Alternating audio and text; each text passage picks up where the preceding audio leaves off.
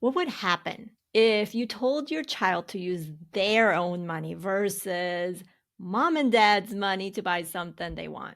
Mil gestos, ¿cierto? Not wanting to spend their money is what is called OPM, other people's money. And it's an other people's money mindset where it's just easier to spend that money than your own. So, how do you change or how do you shift that mindset with your kids? The answer is in the App Store in your phone. Yes, for real. Keep listening to learn how One Dad's app is bringing financial literacy home.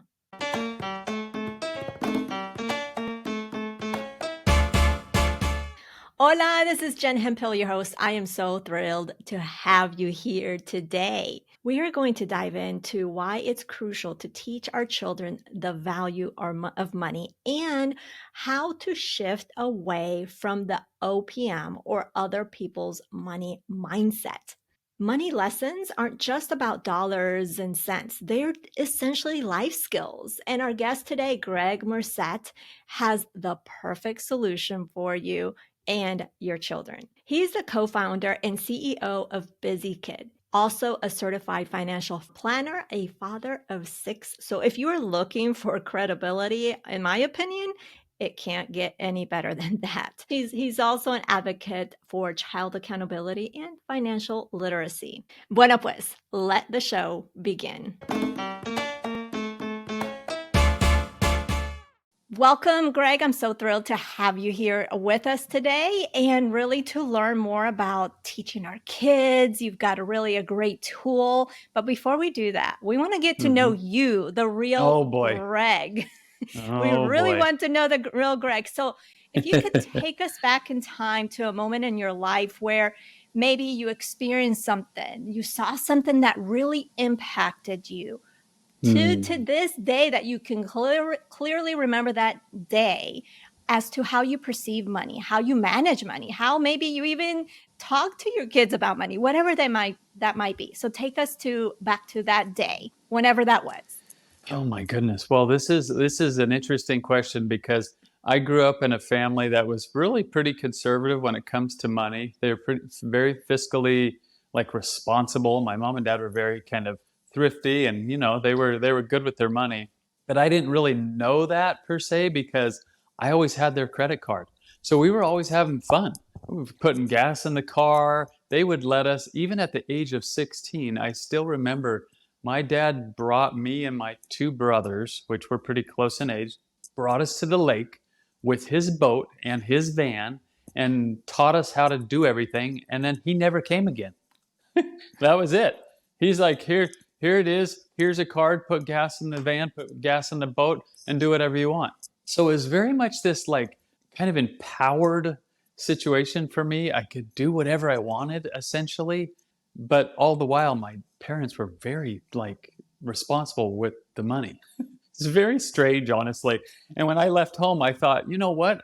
I actually think that we have more money than I thought we did. So it was just kind of weird. It was just a very kind of weird upbringing when it came to that. But I always knew they were always very much don't spend more than you have. That was the main thing. Don't spend more than you got.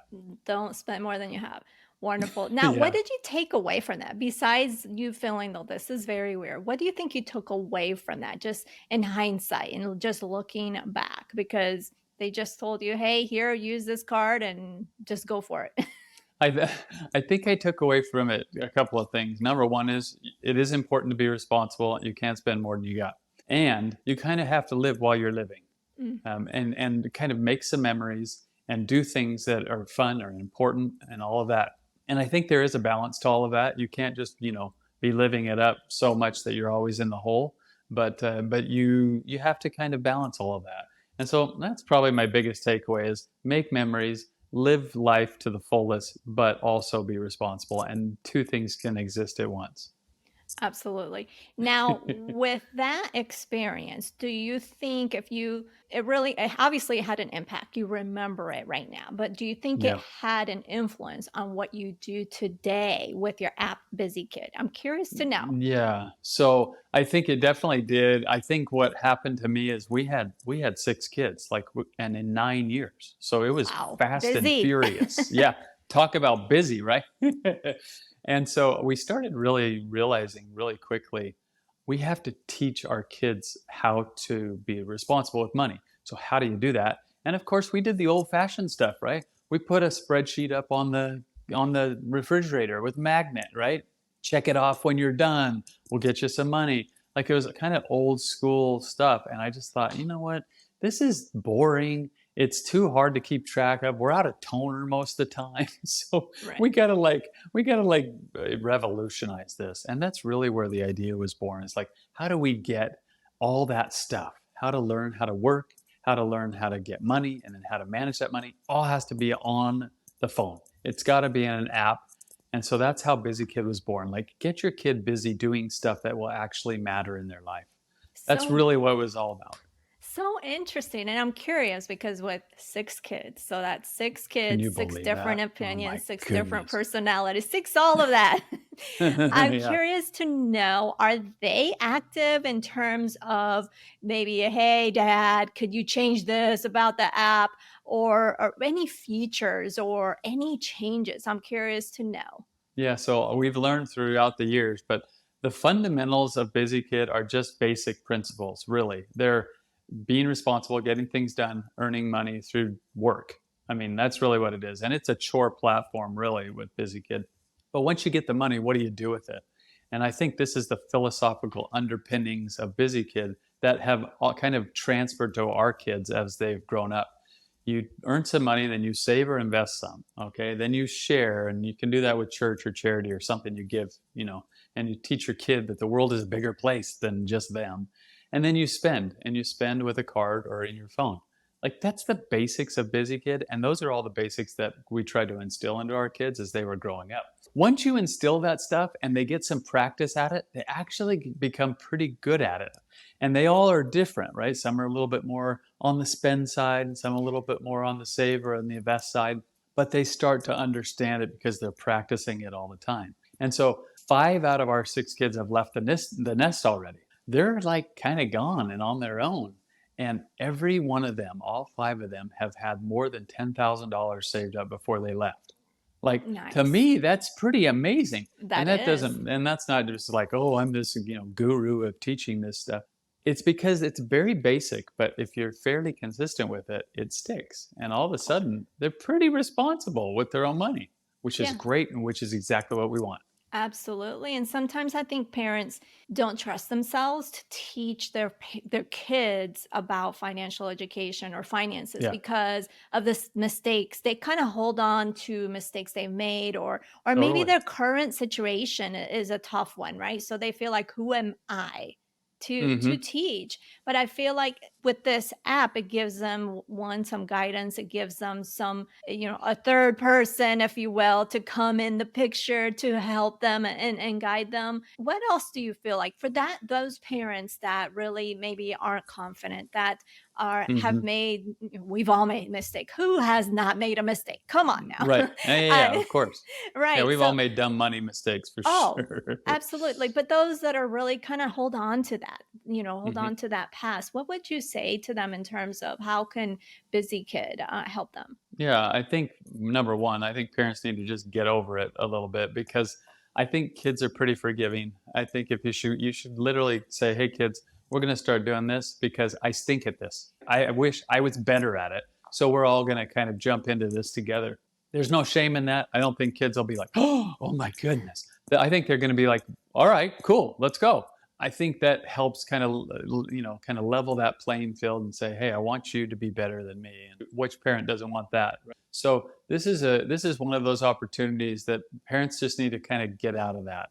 I think another big thing that parents need to do when they're kind of insecure about all this is start being more transparent about your own situation, even if it's a little painful. Like, I think when kids know, like, oh my goodness, wow, it costs a lot of money to make this all happen every month, and mom's a little stressed out about it, or dad's a little worried about this, or whatever. That's okay. They need to probably know that stuff. I always say be a little bit more transparent with like the bills. Next time you pull into the gas station, and you're not only just like, oh, gas is so expensive, but you can talk about like how much it costs to insure the car they're driving around in, or how much does it cost to put 4 new tires on this thing, or register it, or whatever, right? Those are good practical conversations. Or you're sitting on the couch and your phone vibrates, with another email, and it's your electric bill. Well, I live in Phoenix, and in the summer it's hotter than heck, and we have to turn the air conditioning on nonstop, right? And that bill is $400 or $500. Like, the kids don't know that, but if they did, they would think a lot differently about how money works and what it takes, and why dad's crazy about telling them to close the door.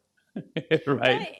In addition to that, I think just having, and I'm a big proponent of having those transparent conversations because Yeah. they learn some appreciation, like you Mm. mentioned, like they have a better Gratitude. Yeah. understanding, but at the same time, they're going to contribute to bettering things. So maybe that particular kid may be the one that's asking for 5, 10, $20 every single weekend or whatever. And as a Yep. result of you having that transparent conversation, maybe they're like, I You made a may bit. Maybe turn I'll tone go. that back a Yeah, little I'm bit. gonna Yeah. tell exactly. So it becomes this collaborative environment that you create as a Yes. result of just having that transparent conversation, even though it may be painful. But I think Yeah, a it little bit painful. also it Yeah. allows them to appreciate you because they know that you're human. All Yep. right, because of course, they look up and adore. We all look up and adore to our parents, but they're also, we're also Yeah. human beings and we make Yeah. mistakes and Yeah. it's completely okay. Now, Imagine sitting in a restaurant the next time you're there with your family, right? And with inflation and food cost, it's been crazy lately, right? mhm, Next time you do that, why don't you let them help you fill out, the tip, right? Look at the receipt, figure that out. They probably have no idea what most of this all kind of adds up to. And then you got to throw another $20 on it for a tip or whatever. Like, they're going to be like, "Oh my goodness, it literally cost us $120 to go out to dinner." Like, maybe we shouldn't do that. mm, Especially when you say if we made it at home, it would cost 20. So what do you think, guys? right. And I think it Very important. also, oh, absolutely. And also having these conversations, I bet you anything, especially for those certain personalities, and that they will help you be accountable. Mhm. Meaning, like, Yeah. if you've had this conversation and maybe eating out has been just because it's busy or you just, mom or dad doesn't wanna cook or whatever, Yeah, yeah. and then but you've had this conversation, we need to minimize how often we go out to eat, and they understand, they have a better understanding. The next time you default and, "Oh, let's just go down the streets to McDonald's," because, McDonald's is the thing that's the closest, always closest by, Yeah, right? yeah, yeah, You yeah. default, you go there, and they can be like, "Mom, Dad, remember what you said? Yeah, yeah, We and the need to next thing save you this know, it money." costs $45 to go to McDonald's. It's like, "What?" Right. That exact scenario happened to me. I'm always, kinda doing this, of course, right? Being a little more transparent. My wife and I were discussing, "All right, we're gonna remodel this bathroom." Okay? And it's gonna cost, remodel, it's like thousands of dollars, right? And one of the kids was like, "Why? Why do we need to do that? It doesn't even matter. It's fine." And it's just like, "Oh, great. Now what have I turned this person into? She's a monster." But Oh, they do that's help you be funny. more accountable. Yeah. Absolutely. Now, with your experience in creating Busy Kid, with your Mhm. experience as a father of 6 kids, I know. Pray for how me, okay? ho well, 5 are out of the house, right? I know. It Almost is there. actually. Yes, exactly. I want to know, or we want to know, how has because you created Busy Kid with a certain intention, right? Mhm. But I'm sure things always evolve, and sometimes they evolve in different ways that we didn't imagine. Yeah. Just like parenting, we think we're going to do this thing, and then maybe the kid needs another thing, and we parent a little differently. So I'm curious to know, in terms of Busy Kid, how has Mhm. that helped you? I think you've mentioned some tidbits here and there, but how has that helped you and your wife to really empower your kids, to really teach them financial education and just, Yeah. really become financially savvy? I'll give you two examples. I think the first one is it's made our life easier. If it doesn't make your life easier, then what is it doing, right? And as a parent, we're all super, busy and crazy, and so it's got to make our life easier. So one of the features that we actually added a little bit after we started was a bonus feature, and it's literally a very simple concept, which is I got to get the money to my kid now. How do I send him a bonus? Or maybe he or she did a great job at something and I want to send them a little extra. Okay. So we literally created a button that you just tap. It says send bonus. You tap the kid, tap the bonus button, and you can put the dollar amount in, and boom, you can send the money. And it made it so much easier. Like, okay, I want you to wash the car on Saturday. The kid washes the car and they do a really extra good job, and I want to send them $5 extra as like a tip or a bonus, right? Wow, that's a nice, easy way of doing it. I reach into my pocket, boom, boom, boom, and the money goes. And not only does it go to them just so they can blow it, it goes to them and then it divides into those three areas where they can save a little bit, they can share a little bit, and they can spend a little bit. So it's reinforcing a balanced financial approach every time I send that kid money. It really makes it kind of easier for a parent, and I think that's really important. The second thing I would say is it creates a little bit of competition in the family, which I think is a good thing. Let me give you that example. We kind of evolved in this too. So now we have a full fractional share trading platform, essentially, where kids can learn about how to invest and understand fractional shares and all this stuff. And imagine when kids are doing that. One has a little bit of Disney, and one has a little bit of Tesla, and one has a little bit of this, a little bit of that. And they're all kind of knowing exactly what they've got going. And they're kind of like, hey, my stock's doing better than your stock. And like, that's a pretty cool conversation for a family to be having. And then when you look at your activity feed and there's something called a dividend, it's like, wait, what is that? And they're starting to learn what a dividend is. I didn't have to work for that dividend. I like that, right? Those kinds of things are super powerful and impactful. And they've kind of come as the app has evolved. I love it. Now, I want to talk about allowance for a moment, okay. because there's Yeah. differing opinions for Yes. allowance, Oh boy. especially since your app is also tied around chores. Mhm. So for, let's say, a family or some parents don't Into the chore thing. exactly, they don't Yeah. want to tie the allowance to the chore for their own Yeah. reasons, right? Yep. Like that was me. I had like mixed feelings. I'm like, yeah, I like the allowance, and I had mixed feelings so much that honestly we didn't do allowances consistently.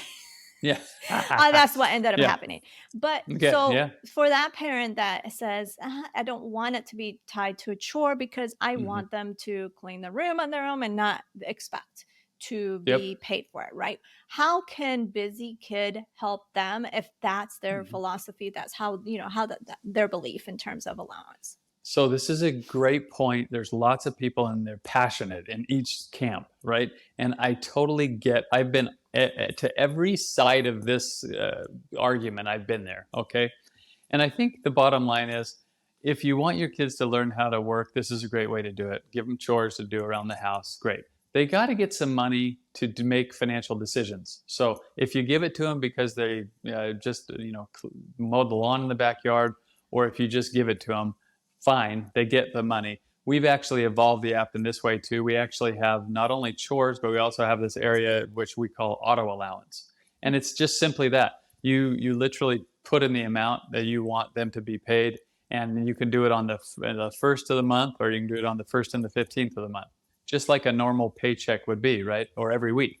And so that to me is kind of how we figured that out, because I get it. There are some families, their kids are too busy to do even like the chores hardly. They got music, and they've got sports, and they've got school, and they've got homework, and they've got all this stuff.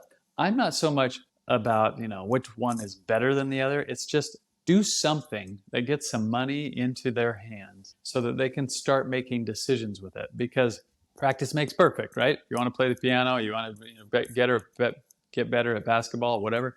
It's all about practice, but you've got to do that with money too. And if you're not giving them experiences, they're not going to really figure it out, because I think kids learn best by doing stuff. Even if they buy a stock and it goes into the toilet, okay, fine. or they buy something with their card and they have buyer's remorse. Fine. I think that's actually a good thing so that they learn how that feels. Who cares? Just get them some money so that they can make decisions. I love it. And also, I mean, I think it's also important just to do something too as well, because we have them right now, but as you know, 5 of yours are off and running.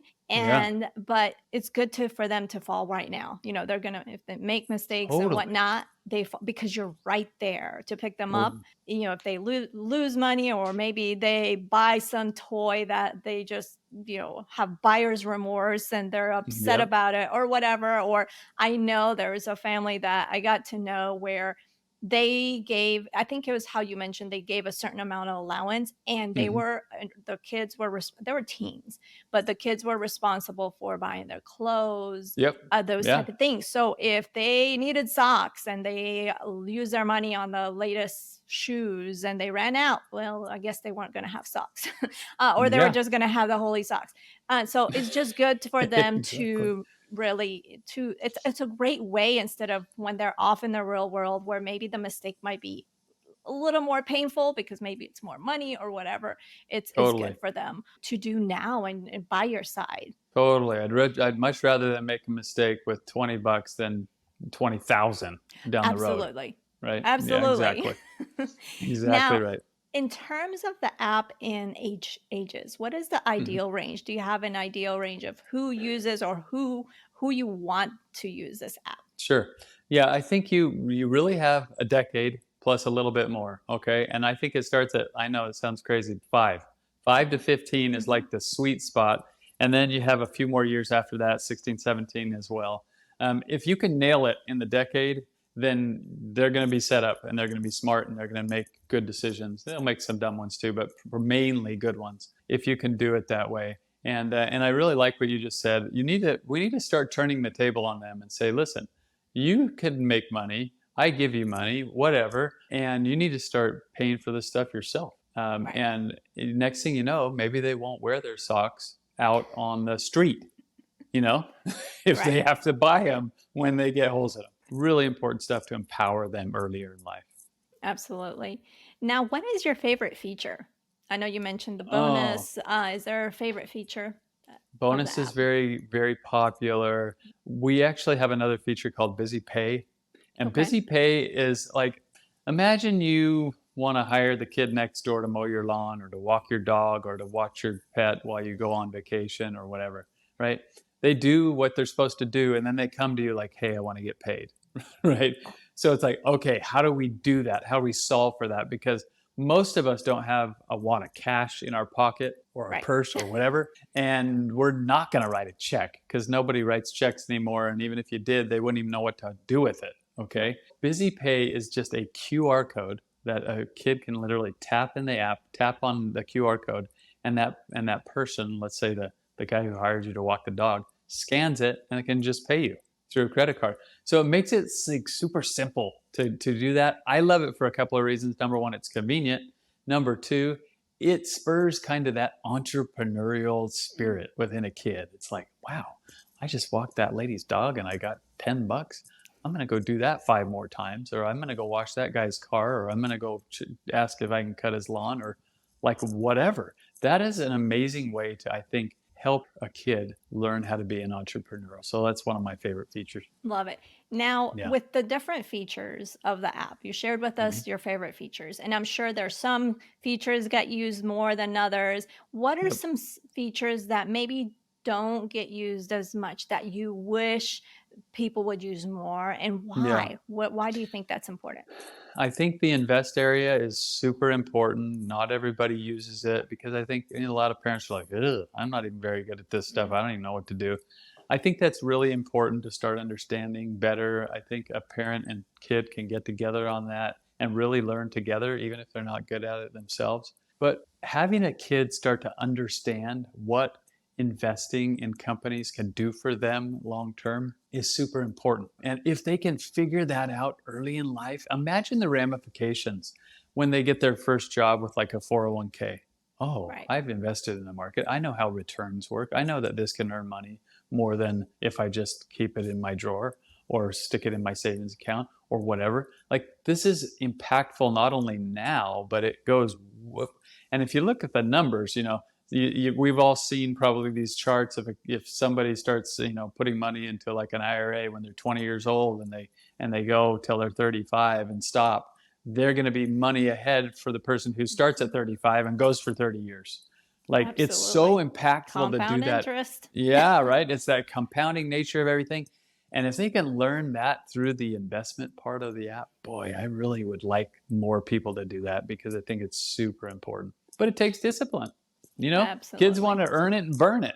They just want to do it. That's how they like to be. But it takes a little discipline, but boy, it pays dividends. So what is you want people to use that, which Yeah. hey, investing is important. It grows your money. There's the magical compound interest. I mean, it's a good thing to do. So for Mhm. those that you're maybe the parents like, I don't know, like you mentioned, they're not Dive maybe they're in. not confident. Just dive in. Dive in. Dive. It's, $10 here, $10 there. Get your feet wet. And next thing you know, you guys are going to learn together, and the kid's going to be better off, and you're going to be better off. And you think, dang, why didn't we do that earlier? Absolutely. Yeah. Now, have really enjoyed learning about this, and I'm glad that you've created this app. I wish I knew about it when Yeah. my kids were younger. I hear that all the time. But of course, Yeah. what are there any upcoming features that haven't been released that maybe you want to share with us that you're really excited about? Oh my goodness. We're always constantly striving to kind of make the app better, more user friendly, etc. But the fundamentals of the app are not going to change that much. And the fundamentals are simply earn and then save and invest, share and spend. It's this balanced financial approach. That's not going to change anytime soon, like probably ever, because that's exactly what we all do as adults. We go out and earn some money. We save and invest. We usually do it in a 401k. We share, we give to charity or church or something we care about. And then we spend with a card or a phone. That's what we do as adults. That's what we need to kind of teach us as a kid.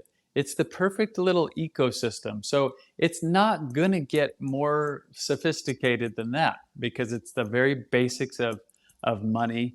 And if we can stick with the basics, it will actually be really impactful. If we get too many bells and whistles in there, it's not going to be good for the kid. So I answer your question about additional features as we're not trying to add a whole bunch of features in. Specifically, we're trying to keep it extremely simple so that everybody can learn the very basics of finance. Makes sense. Well, So we got a few, don't worry, we got a few coming, but they're, at the end of the day, it's not going to change things dramatically. right. I hear you. Well, before we wrap up, is there anything else that you'd like to share to listeners that maybe we didn't talk about that would really encourage them, especially those that are parents, to check out the app or maybe a story that you've heard from a family, a parent, or a kid, a testimonial that you've Yeah, heard? oh my. I've heard so many. I actually went on the road. This was a little bit pre-COVID, but I went on the road and just went and visited families all over the nation, really, in all sorts of states. And the main feedback that I got was my kids thinking about money differently than he used to. That is it. That's the whole purpose. That's the whole reason we do any of this stuff. Mission accomplished. And mission accomplished. And it's like, okay, let's get them out of this mindset of what I call OPM, other people's money. Like it's easy to spend mom and dad's money or grandma's or whoever it is. But when it's your own and you've had to bust it out and work for it, and like it just changes the game. And so parents get so freaked out about teaching their kids about money. They'd rather talk about almost any subject. They just need to just kind of get over that, like I said, and start being fairly consistent and open with your kids. You don't have to be perfect at this. If you fall off during spring break or a holiday, who cares? Get back on and just start being fairly consistent. If you're fairly consistent, they're going to get it and they're going to have 10 grand saved up and go fly on their own. And it's like, all right, that's what I want. I want you out of my house. No, I Never to hear you. come back except to visit. That's the goal. Wonderful, Greg. Well, it has been fantastic speaking with you today, learning about BusyKid. Thanks for being with us and sharing all that you shared today. Hey, great to be with you. Thanks, Jen. In this episode, we uncover the transformative power of an app in transforming the financial perspectives of our kid. From family competitions around investment portfolios to fostering an entrepreneurial spirit with Busy Pay, we learn that teaching kids about money can be both engaging and impactful. We also highlight the importance of being transparent about finances with kids and allowing them to learn from their financial decisions. I hope these valuable insights empower your family's financial journey, and also be sure to check out busykid.com. That is busykid.com so you can learn more about the app. I know as a parent that one of the challenges we face today is the amount of time our children spend on those phones, on that tech, on the laptops, on the computers. But what if, as a reward, we suggest this kind of app like BusyKid as a balance? What do you think? I'm curious to know. Let us know by sharing your thoughts over in our community at jenhemphill.com/community.